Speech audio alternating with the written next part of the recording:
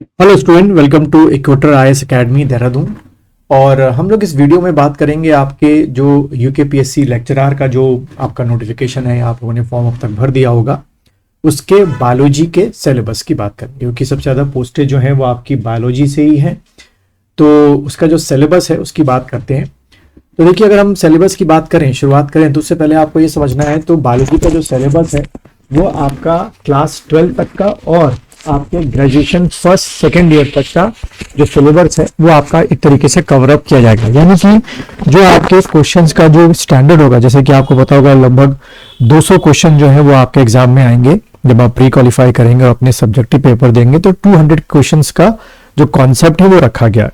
तो ये जो 200 क्वेश्चन आपके होंगे स्टूडेंट्स, ये आपके class 11 12 plus BSc first year और सेकंड ईयर तक के लिए जाएंगे बॉटनी और जूलॉजी से, क्योंकि बायोलॉजी में दोनों चीजें कवर अप की गई हैं। अब अगर हम सिलेबस देखें, जिसको मैंने थोड़ा सा आपका क्या किया है, थोड़ा सा कोशिश की है कि आप लोगों को जल्दी समझ में आए। तो देखिए, सबसे पहला जो दे रखा था diversity in plants and animal, ठीक है, ये आपका पहला ही क्या है, आपका कह सकते हो कि टॉपिक है। और इसके अंदर जो है सब टॉपिक्स में सबसे पहला टॉपिक आपका लिया गया है माइक्रो ऑर्गेनिज्म, ठीक है। तो इसमें माइक्रो ऑर्गेनिज्म में चाहे आपके क्या हो, वायरस हो चाहे बैक्टीरिया हो, उसका जो मॉर्फोलॉजी होती है, जो उसका स्ट्रक्चर होता है, जो उसका रिप्रोडक्शन होता है, जो उसका लाइफ साइकिल होती है, वो हमें पूरा यहाँ क्या करना है, कवर अप करना है।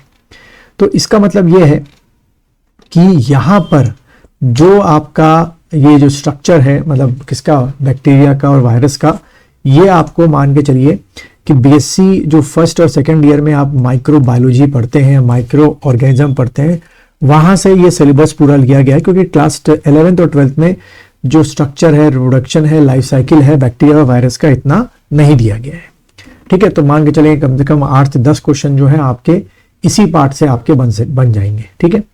उसके बाद अगर हम लोग बात करें आगे, नेक्स्ट आपका किसकी, आपके सेकंड जो आपका टॉपिक है वो है फंजाई, ठीक है, जिसमें हमको स्ट्रक्चर हो गया, रिप्रोडक्शन हो गया, लाइफ साइकिल इन फंजाई पढ़नी है। तो फंजाई भी जो है, जो बाकी के ये दे रखे आपके ना, माइक्सोमाइकोटीना हो गया, मेस्टिको हो गया, ओमाइको हो गया, जाइगोमाइकोटीना हो गया, एस्कोमाइकोटीना हो गया, बेसिडियो हो गया, ड्यूटेरो हो गया, ये सारे के सारे बच्चों आपके बीएससी के सिलेबस से लिए गए, यानी कि बीएससी फर्स्ट ईयर और सेकेंड ईयर से लिया गया। तो क्लास 11 12 का इसमें कोई काम नहीं है। इकोनॉमिक इंपॉर्टेंस ऑफ फंजाई जब पढ़ते हैं तो ये भी आपका बीएससी का सिलेबस दे रखा है, यहां से ही आपको क्या करना है, वो टॉपिक जो है वो पढ़ना है, ठीक है।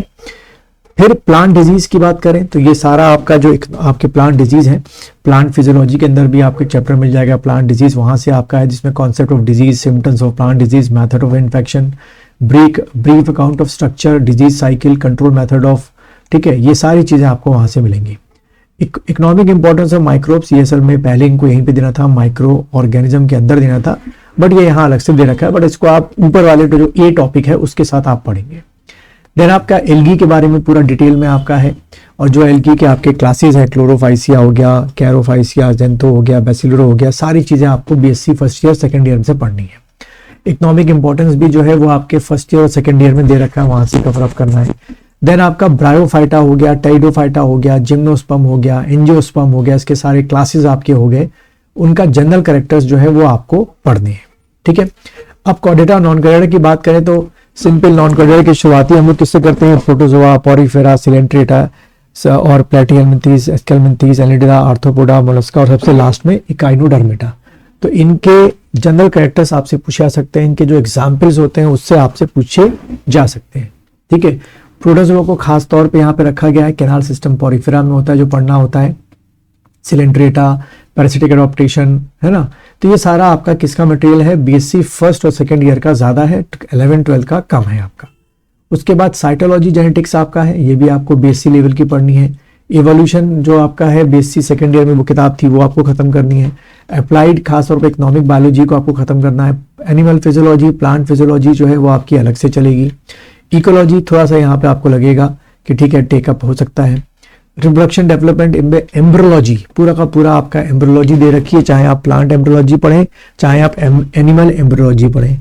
फिर आपके माइक्रो टेक्नोलॉजी दी गई है, इसमें खास तौर पे जो आपके क्या होते हैं, क्लोनिंग टेक्नोलॉजी होती है, टिश्यू कल्चर होता है, जेनेटिक इंजीनियरिंग होती है, उसके बारे में पढ़ना होता है। मैथड्स ऑफ बायोलॉजी जो है इसमें भी बहुत कुछ जो है वो किसके माइक्रोब्स के बारे में दे रखा है। तो कुल मिला के ये जो सारे टॉपिक हैं इसमें 200 क्वेश्चन बच्चों क्या होंगे आपके कवर अप किए जाएंगे। ठीक है, तो अब मान के चलिए पूरा सिलेबस खत्म करने के लिए आपको कम से कम 4 से 5 महीने चाहिए, 4 to 5 months। तो ये बिल्कुल सही टाइम है क्योंकि आप लोग का एग्जाम अगले साल है प्रीलिम्स का, और मेरे ख्याल से इसका जो मेंस आपका होगा, जो प्रीलिम्स क्वालिफाई करेंगे और जब आप ये मेंस देने जाएंगे बायोलॉजी का, तो मेरे ख्याल से ये आपका जितना मुझे लगता है जुलाई या अगस्त के आसपास आपको ये जो पेपर है, क्योंकि पूरा 1 साल का प्रोसेस उन्होंने बना रखा है, तो लगेगा। तो आपके पास अभी अच्छा खासा 9-10 महीने हैं तैयारी करने के लिए, आप लोग कर सकते हैं। अगर आप लोग मुझसे पढ़ना चाहते हैं online classes, live online classes यहाँ देहरादून में जो सेंटर यहाँ आके पढ़ना चाहते हैं, तो ये मेरा व्हाट्सएप नंबर है, इस पर आप कांटेक्ट कर सकते हैं। वरना मैं जल्दी रिकॉर्डेड कोर्स भी बायोलॉजी का लॉन्च करूंगा, वहां से भी आप कोर्स को परचेज कर सकते हैं। और अधिक जानकारी के लिए इस कोर्स के लिए आप मुझे इस नंबर पे कांटेक्ट कर सकते हैं।